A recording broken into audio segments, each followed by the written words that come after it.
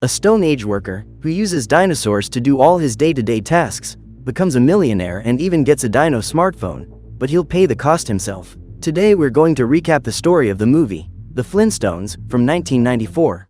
In an alternative reality, humans and dinosaurs coexist peacefully in the Stone Age. They even work together in everyday activities, as is the case with the workers of the famous Slate Rock and Gravel Company. However, the company's vice president, called Cliff, plans to take all the company's money, together with his assistant, Sharon. But in order to do this, he needs an employee who is naive enough not to suspect his plan, and one of them is Fred Flintstone. Meanwhile, as the workday draws to a close, Fred shouts for joy and drives home in his stone car. He lives in the town of Bedrock and, when evening comes, he takes his whole family to the movies. The next day, Fred is driving home from another day's work with Barney, his best friend. Barney is delighted because, thanks to Fred's help, he and his wife, Betty, will be able to adopt a child. However, this was only possible after Fred gave Barney a large sum of money. For this reason, he asks his friend not to tell anyone about it, especially Wilma, his wife. A few minutes later, Fred returns home and is greeted by Dino, who jumps on top of his owner and fondles him. After talking to his wife and daughter, Mr. Flintstone sits down in the armchair to rest, but Wilma soon warns him that the sink disposer is faulty. What's more, she couldn't buy a new one because the money had been taken from her savings account. Wilma demands an explanation from her husband and Fred confesses that he gave the money so that Barney could carry out the adoption. Fred expects his wife to scold him, but instead she is moved by her husband's noble attitude. Later, the Flintstones go to the adoption center to accompany Barney and Betty on their first contact with their new son. The assistant finally brings the baby, but instead of a human child, the woman brings a monkey baby. Barney and Betty are confused, but fortunately, the baby was from another family of monkeys, who were waiting on site. Finally, the assistant introduces the couple to their new son Bam Bam, a boy raised by mastodons and with enormous physical strength. Barney tries to talk to him and Wilma wants to take a photo of the moment, but Bam Bam is frightened by the flash of the camera and runs out of the window. The boy runs off down the street, causing the biggest fuss, until Barney and Fred finally manage to catch him. Now, a new life begins for the Rubble family, with Barney and Betty doing their best to raise the boy. Despite not yet being able to speak in his enormous strength, Bam Bam gradually becomes more affectionate and begins to treat the couple like his real parents. When night falls, it's time for Barney to get out of the house and enjoy his favorite pastime, bowling. He and Fred are on the same team and, in order to beat their opponents, they need to hit a perfect strike. Fred is the next to play and, full of self-confidence, he throws the ball and hits a strike, consecrating his team as the winners. For their victory, the team gets a huge glass of booze, but before they drink it all, Barney takes the opportunity to pay tribute to Fred. He recites a poem he wrote, thanking him for having the best friend in the world, which makes Fred very emotional. Hours later, Fred returns home and quietly tries to get inside, but accidentally ends up slipping on a toy car. The noise soon attracts the attention of his wife, and what's worse, his mother-in-law, who had come to visit. The old woman doesn't hide her disgust at her daughter marrying Fred, whom she considers a nobody. However, this only makes Flintstone even more motivated and he promises that one day he will prove his worth to everyone in Bedrock. Another day passes and it's lunchtime at the Slate Rock and Gravel Company. Suddenly, Vice President Cliff introduces everyone to the company's new project, in which there will be a selection process to promote one of the employees to the position of executive. This is Fred's chance to become someone important, so he starts studying day and night before the exam. Finally, the day of the selection arrives and Cliff hands out aptitude tests to the employees, who will only have an hour to answer all the questions. However, the test proves to be very difficult and most of the employees fail, including Fred. The test runs out of time and the only one who seems satisfied with the result is Barney. But when he sees that his best friend hasn't done well, he decides to help him and swaps the envelopes, putting his test in Fred's place. A few minutes later, Sharon shows Cliff the results and he's surprised to see that Fred Flintstone got the best mark. Even though she doesn't believe it, Sharon says he's the perfect choice to put their plan into action. Finally, Cliff goes to talk to the workers and, to everyone's surprise, announces Fred as the company's newest vice president. The news makes him extremely happy and the next day he dresses in his best suit to start his new job. When he arrives at the company, Fred is greeted by Cliff, who introduces him to the beautiful office where he will be working. In addition, Sharon will be his assistant and Fred even gets a phone, a dinosaur to answer and record his calls. All this luxury delights Flintstone, but what he doesn't suspect is that it's all just a setup by Cliff and Sharon. The two of them intend to divert the company's funds into their own private coffers and put the blame on Fred. With everything set up, Sharon suggests that they pass on the transfer documents for Fred to sign, but first, Cliff wants to test the obedience of his new vice president. So, as his first task, he orders Fred to fire none other than his good friend, Barney. When he hears this, he refuses, but Cliff tells him that, because of his bad test results, Barney is useless in the company. Fred continues to refuse, but Cliff gives him an ultimatum, saying that if he doesn't, he'll be sent away too.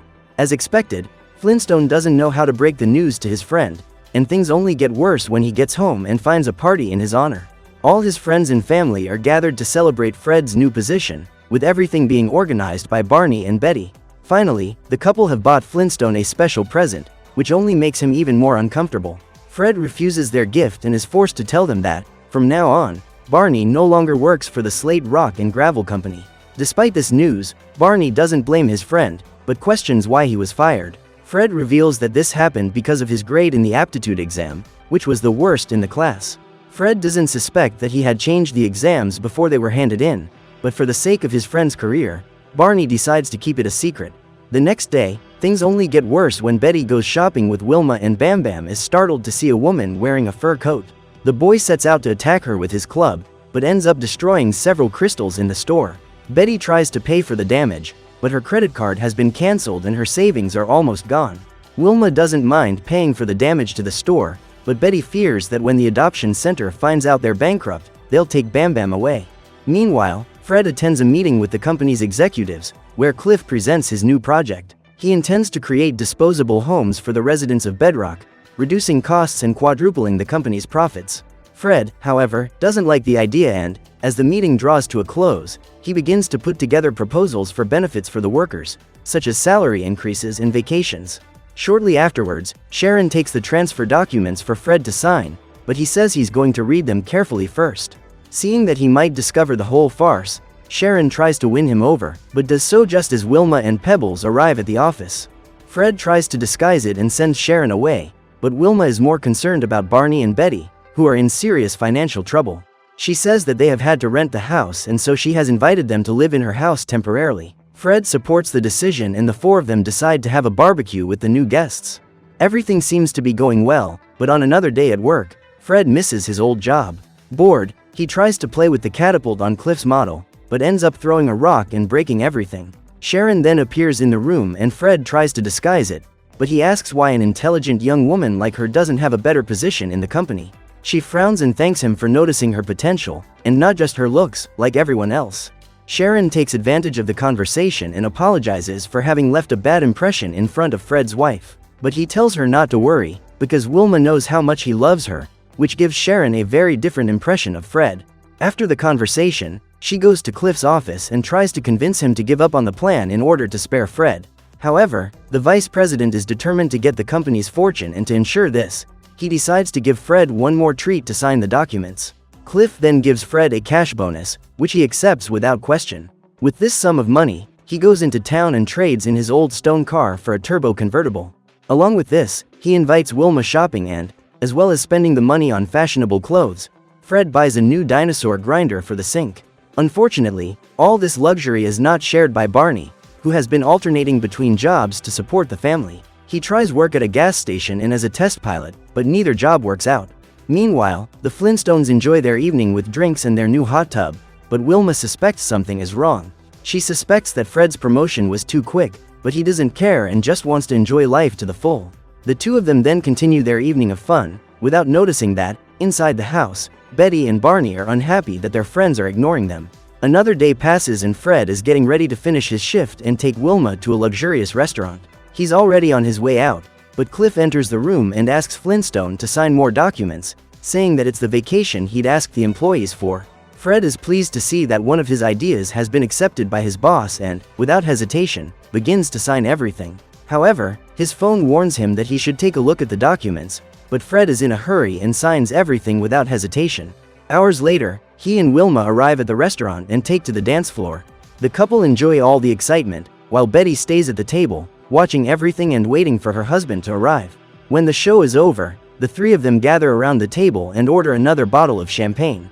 But to everyone's surprise, Barney turns up as the restaurant's new butler and, seeing Fred squandering his fortune, he angrily leaves the table and goes to take their orders. Even though he sees his friend upset, Fred is so carried away with his life of luxury that he doesn't even bother to talk to him.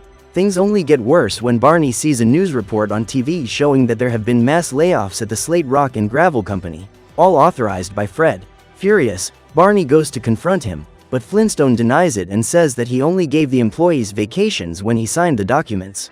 The problem is that because he didn't read everything, he actually signed the dismissals of all the employees. Wilma asks Fred if this is true and he tries to defend himself, telling his wife to believe him and not Barney, who is just a restaurant waiter. He also claims that his friend is jealous of his success and is therefore making false accusations. This arrogant speech becomes the last straw for Barney, who reveals that he changed the aptitude tests and that this is the only reason Fred was appointed vice president. The argument becomes increasingly heated and now Wilma and Betty also enter the fray to defend their husbands. Finally, the two couples break off their friendship of years and Barney, fed up with the whole situation, punches Fred in the face and resigns from the restaurant. He and Betty return home, collect their things and decide to move elsewhere. Shortly afterwards, Wilma comes home and tries to convince them to stay and make up, but Fred won't budge and Barney does the same. So he, Betty and Bam Bam drive off in search of a new home. Afterwards, Wilma tells her husband that his professional success has caused him to lose his two best friends. However, Fred remains firm in his decision, saying that they don't need the Rubble's friendship, as they have everything they need. Wilma disagrees and says that Barney and Betty are more important than all the luxurious life they're living now. To prove it, she starts destroying all the expensive furniture and crockery she's bought, because none of it matters anymore. Fred, however, continues to play the tough guy, so Wilma takes a drastic decision. She picks up Pebbles and Dino and takes them away in a cab to her mother's house, leaving Fred completely alone. The next morning, Barney, Betty and Bam Bam try to survive in a makeshift camp. However, Barney doesn't even know how to light a fire and Betty has no idea how to clean an outdoor house. Even so, the family gathers, happy to be together, but they are soon startled to come across a female Brachiosaurus. She's come to collect the egg that Betty took for dinner and, with no other choice, she returns it to her dinosaur mother. Things are tough for the Rubble family, but they're even worse at the Slate Rock and Gravel Company. When Fred arrives on the scene, he finds himself surrounded by former employees who blame him for their dismissals. Annoyed, Fred went to the office to check the documents he had signed and finally discovered Cliff's evil plan. Fred saw that the documents were authorizations to transfer the company's money to shell companies belonging to Cliff. Fred then confronts the vice president and promises that he will denounce him, but as all the signatures are in his name, he has become the main suspect. Sharon, who no longer wishes to be part of Cliff's plans, asks Fred to flee, as there is nothing he can do now. Soon, news of the company's corruption scheme becomes public and Fred is now a fugitive from the law. He decides to disguise himself and goes to a homeless shelter in search of help. However, his cover is soon blown and all the workers he fired by accident are there. Fred tries to explain himself, but none of them want to hear his excuses and start chasing him. Back at the Slate Rock and Gravel Company, Cliff takes all the money from the safe and prepares to flee. However, Sharon realizes that he only bought a plane ticket and that the whole scheme didn't involve taking her along. Meanwhile, Wilma is at her mother's house and watching the news makes her even more worried about Fred. Shortly afterwards, Betty, together with Bam Bam, shows up to see her and, despite the fight they had, she is willing to help her best friend. To do this, the two need to help Fred prove his innocence, so they go to the company's office in search of proof. When they arrive at Fred's office, Wilma asks for the phone's help to tell the whole truth, but when he refuses, Betty forces him to help them. With the phone, the two run out of the office, but Cliff observes everything through the window and sets off after them.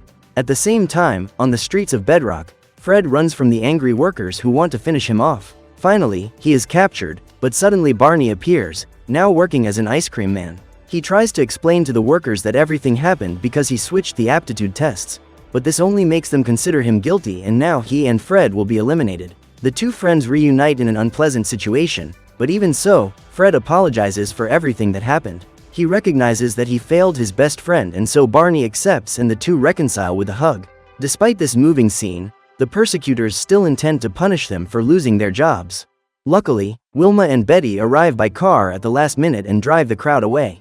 They then introduce the phone and ask it to prove that Fred is innocent. The bird accepts, as long as Flintstone apologizes for having treated it like a mere piece of furniture. Fred's stubbornness leads him to refuse the request, but seeing that he has made a mistake with the phone, he finally apologizes for not listening to him.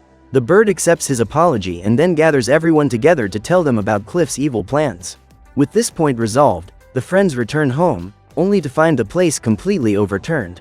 Worst of all, Pebbles and Bam Bam have been captured by Cliff, who has left a message warning them that if they want to see their children, they'll have to take the phone to the quarry.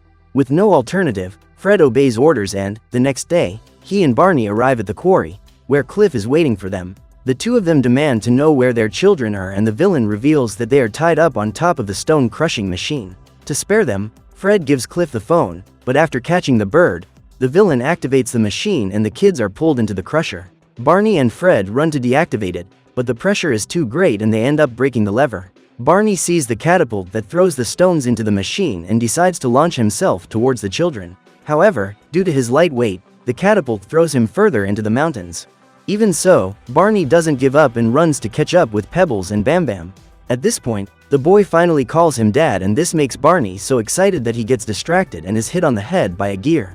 The youngsters continue to be pulled into the crusher and Fred tries to think of a way to save them. Meanwhile, Cliff runs off with the phone, but the animal manages to escape and runs towards Fred. Cliff chases him and, when he finds Fred, he aims his rock shooting gun to eliminate him. Fred has nowhere to run and thinks this will be the end of him, until Cliff receives a surprise blow from Sharon, who decides not to be part of his schemes anymore.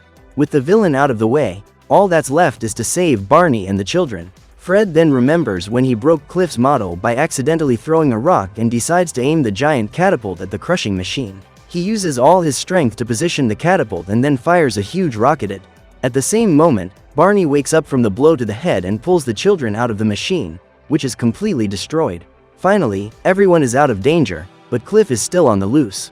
He tries to escape once more, but Fred, using his bowling skills, throws a stone in the shape of a sphere, which hits the man's foot and knocks him to the ground. Even so, Cliff tries to escape again, but the crushing machine starts dumping a wave of gravel, which falls on top of the villain. After all the confusion, the police arrive on the scene and, with the truth revealed, Fred is finally cleared. However, he has no idea how he is going to explain the destruction of the company to his boss, Mr. Slate, who arrives on the scene shortly afterwards. But instead of firing him, Mr. Slate brings in a statue in the shape of Cliff, believing that Fred made it out of gravel, without knowing that it is the real Cliff. Seeing that creating statues could be a new field for his company, he offers Fred a promotion, appointing him as the company's new president. Fred is happy about this, but soon changes his mind, as he just wants his job back, together with Barney. Instead of the executive position, he asks for all the employees to be hired, as well as being given a few more essential labor rights. Mr. Slate accepts the terms and Fred and Barney resume their lives and their old friendship. Finally, everyone returns from another session at the movies, with a huge snack to eat at home. So what did you think of this movie? Leave it in the comments below.